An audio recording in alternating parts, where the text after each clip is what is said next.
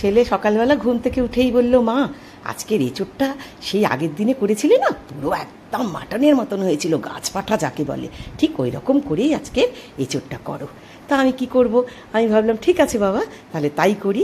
এঁচোড়টাকে প্রথমে একটু ভেজে নিলাম, আলুগুলোকেও একটু ভেজে নিলাম, ভেজে নিয়ে ওই আস্ত গরম মশলা, জিরে আর আস্ত গরম মশলায় যা যা থাকে, একটু এলাচ, লবঙ্গ, দারচিনি সব কিছু, তেজপাতা দিয়ে ভালো করে ওটাকে ভাজা ভাজা করে তারপরে পেঁয়াজটা দিয়ে দিলাম। ফোড়নটা সুন্দর যখন গন্ধ বেরোলো, পেঁয়াজ দিয়ে দিলাম। পেঁয়াজটাকে ভেজে নিয়ে ওই আদা রসুন বাটা দিয়ে দিলাম 2 চামচ মতন।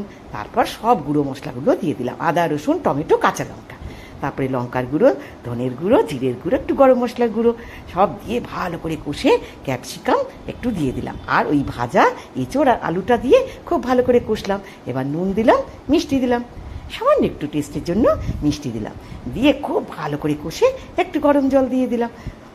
গরম জল দিয়ে দেওয়ার পরে কি সুন্দর গন্ধ বেরোচ্ছে গো, মনে হচ্ছে সত্যি সত্যি পাঁঠার মাংস। ব্যাস একটু চাপা দিয়ে দিলাম, চাপা দিয়ে তারপরে দেখলাম সেদ্ধ হয়ে গেছে, খুব সুন্দর হয়ে গেছে, একদম ফার্স্ট ক্লাস। একটু মুখে দিয়ে দেখলাম দুর্দান্ত টেস্টি আছে। আয় বাবু আয়, পাঁঠার মাংস তো রেডি। চলো চলো তাহলে এঁচোড়টা খেয়ে নি, ছেলেকেও দিয়ে দিই।